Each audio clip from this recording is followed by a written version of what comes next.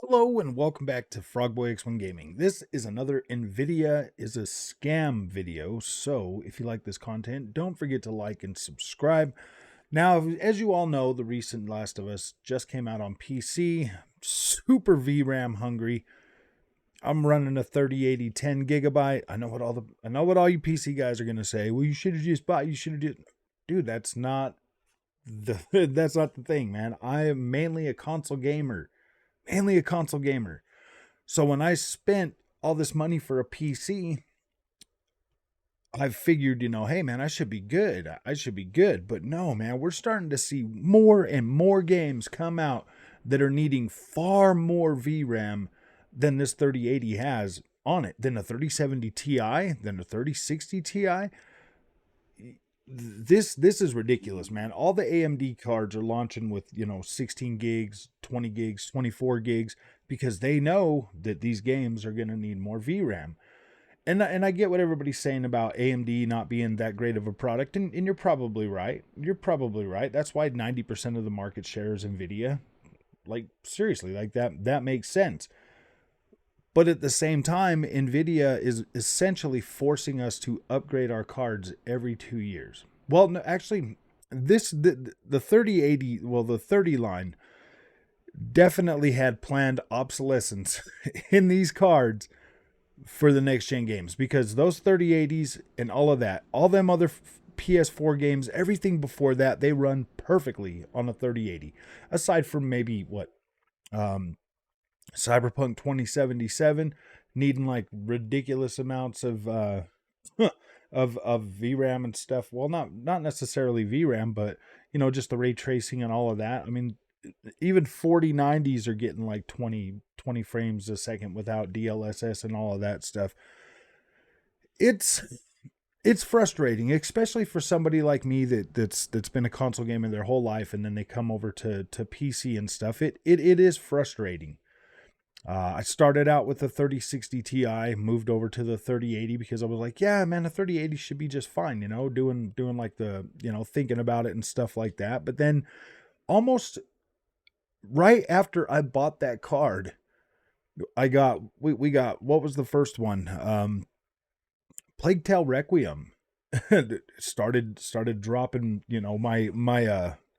started dropping my performance on that card, man. Like, that was the first game I think that came out with the recommended specs that literally made it so a 3070 was going to be playing that game at like 30 frames a second, and that was and everybody thought that was ridiculous right then. That's what I'm saying. I mean, we've got what, Hogwarts Legacy now. We've got Plague Tale Requiem. We've got um pretty much all of the PlayStation games that have come out, within the last while, asking for 32 gigs of RAM, just for the regular RAM. And then it seems to be like these AMD cards are kind of running some of this stuff a little better. So, well, I don't know if they're running better. I don't have an AMD card. Like, I can't say that for sure. I don't know that. For the most part, my 3080, I don't think it's a bad card for old games. Like, I don't. Like, I have no problem maxing out my racing sim games. I have no problem maxing out, previous games, older games. Like, that's fine. All of them games look great, run fine. It's all of these newer games that are starting to come out right now that are literally making this card obsolete. And you can say that, it's a bad unoptimized port all you want. You can say that all you want, but the fact of the matter is these games run on the consoles. They run on the consoles and they look pretty good doing it. They look good on the consoles. They run just fine. They don't have any of these stutter issues. They don't have any of these VRAM maxing out, shutting down your PC. They don't have any of those problems. They're fine. They look good. And like, Nvidia did this to themselves. In my opinion, they're the ones that put the bad taste in my mouth for their products, because, man, even the 12 gig cards are having problems running some of these games, and they weren't cheap, man. These are like, what was my card? I paid $800 for it. Well, $759 or whatever, and then after tax it was like a little more than $800.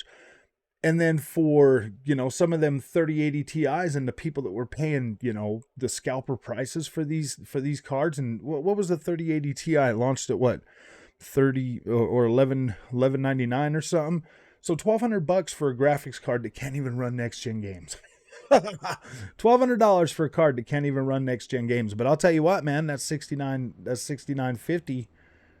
It seems to be doing all right with the VRAM. All of the AMD cards from last generation are still going to be able to run these games with VRAM and whatever else, and they're probably still going to be good well into, I would say, the 6900, the 60 series from AMD with the more VRAM is going to be able to run those games better than the 3080 and the 3080 Ti with the 3080 12 gig.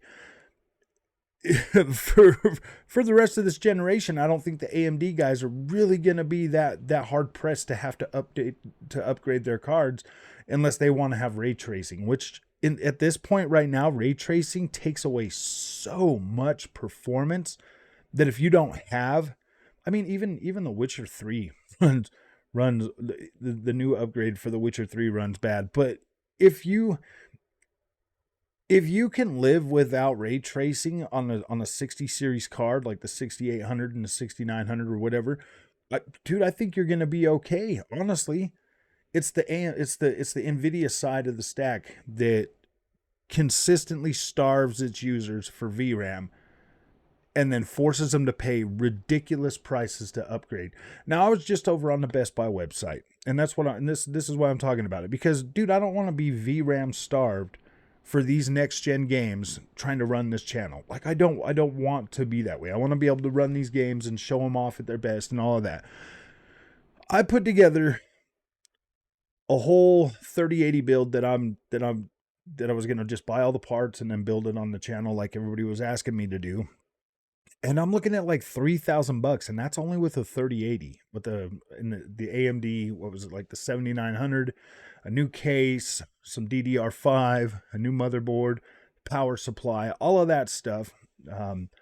So I'm thinking about doing that, sometime this year. But my gosh, man, $3,000 just for a new PC just to play some next gen games when I already spent like $2,500 on that one. I mean, I could probably sell that one and get recoup some of my money, but my gosh, man, this is ridiculous. And it's got me thinking, man, do I really want to trust Nvidia again? Because I mean, dude, I'm getting myself right back into another potential nightmare with 16 gigs of VRAM. I would buy, the 4090, but yeah, right, man. I can get the 4080 pretty quickly. And maybe when it comes time to buy all that, maybe I will, spend a little bit extra to get the 4090 if it's in stock. But 4080 is pretty much where I'm sitting just because of availability. So I don't know, man. It just seems like the Nvidia side has done this, and then you've got people like I know people like Alex Battaglia over there on Twitter right now, from Digital Foundry, trying to shame us for being upset that Nvidia did this to us, man. The 3080 was a good card when it launched. It was an incredible card. The biggest leap in power in a generation or whatever, and it was good. It was seriously worth the upgrade.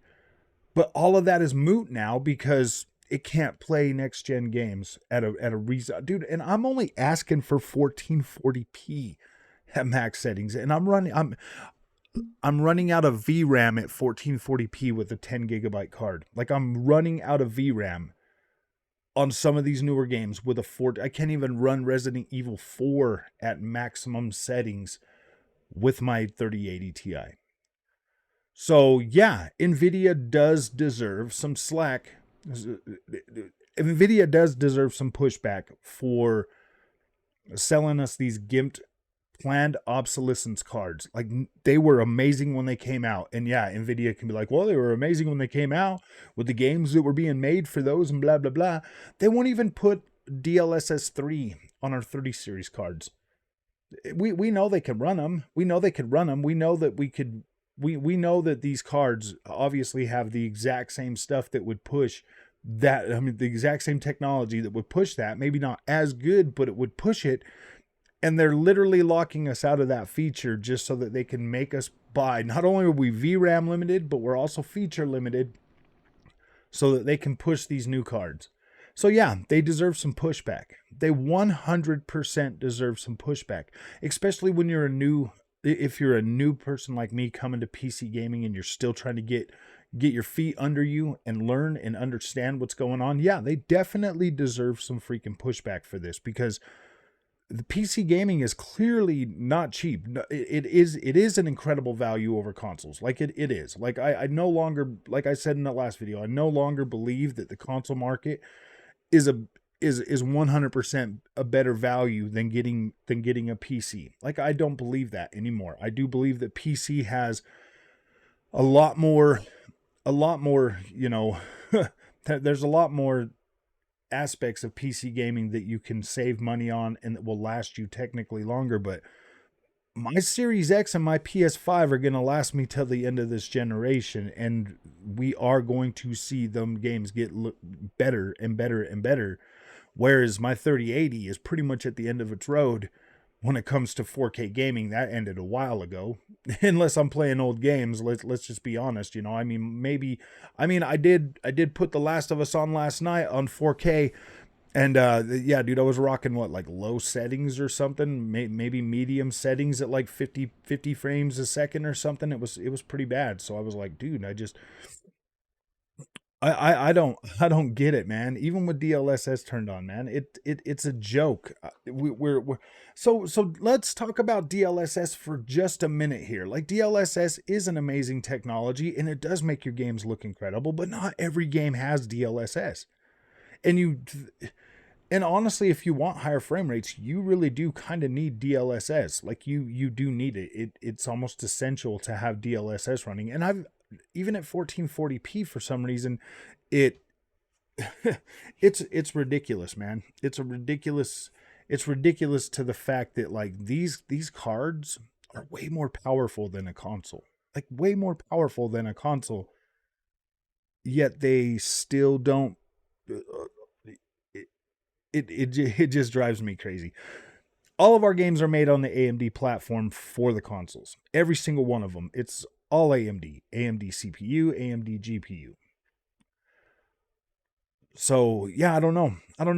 I mean, basically, if you're rocking AMD, I think, honestly, maybe AMD would have been a better choice, honestly, when it comes to VRAM. Because, honestly, if you're in the 30 series, and you want to guarantee you have enough VRAM, you needed a 3090 or a 3090 Ti to get you through. That card, a 3090 or a 3090 Ti, would definitely get you through the rest of this generation easily. No problem with VRAM. That's fine. Like, you'll have to deal with your frame rate, whatever, but you would at least get that all the way through this generation, and it would last you. Anything other than that, anything else in the 30 series stack just isn't good enough. Just isn't good enough to go forward. And I say that because even trying to run The Last of Us on 1440p at max settings isn't doable.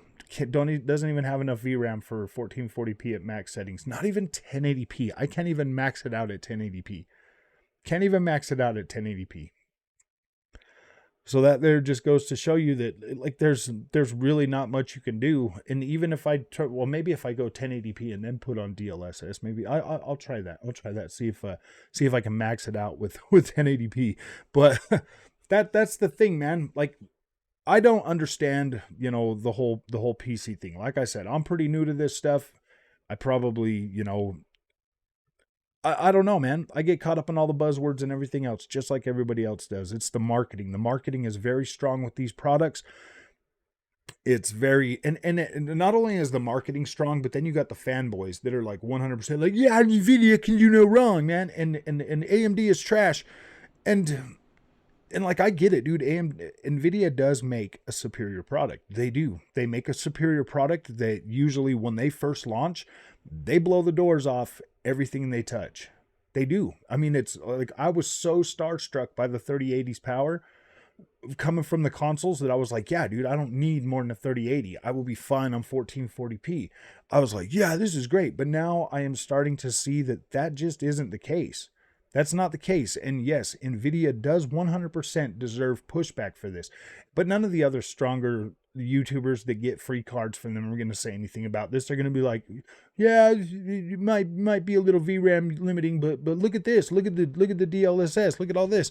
And then they hand over foot recommend these Nvidia products. You don't ever hear any of them recommending AMD. And I guess maybe, you know, losing out on Nvidia free Nvidia graphics cards would be detrimental for them for sure.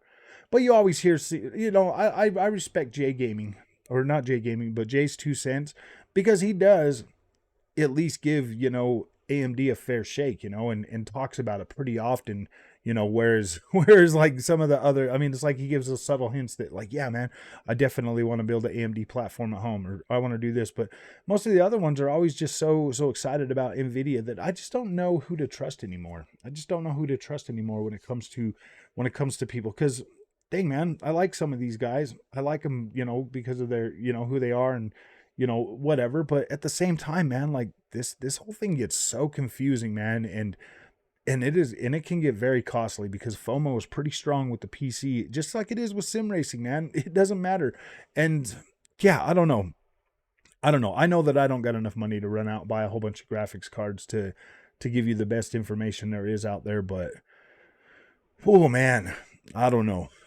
This is definitely got me a little bit worried because man, I can't. There's no way I can afford to upgrade this PC every 2 years. There's just no way. I need something at least. I need to at least be able to get through 4 year blocks. 4 year blocks, man, for $1,000 or $1,500 for a new graphics card every 4 years. That kind of seems a little bit more reasonable to me as opposed to, because I mean, I am the kind of person that used to upgrade my phone every year, every single year. And so, I mean, it's not that big of a deal, but it is, it is when you got to take other things into effect. Like, you know, you might have to upgrade your motherboard. You might have to upgrade your power supply. You might have to upgrade your RAM, all these other different things that are going to add to the cost of upgrading, you know, every once in a while. So every 4 years to upgrade, you know, some of that stuff, not that big of a deal, but every 2 years, that's a bit much. And yes, I'm pretty sure I will be in the 40 series before the 50 series comes out. Like I don't really see any other choice but to upgrade again. And that sucks because these new games are coming out and they are kicking my 3080 pretty dang hard. And I've only had it for what, like 5 months now. So yeah, that's pretty bad. I think I got it in October. So yeah, dude, it won't even be a year. Hopefully I can get like some money back for it. I don't know. But if you guys like this content, man, don't forget to like and subscribe. Just trying to be honest, just trying to be is upfront as I can that like, dang, man, 3080 has already failed me after 6 months, dude. This sucks. So we'll see you guys in the next one. Thank you for watching.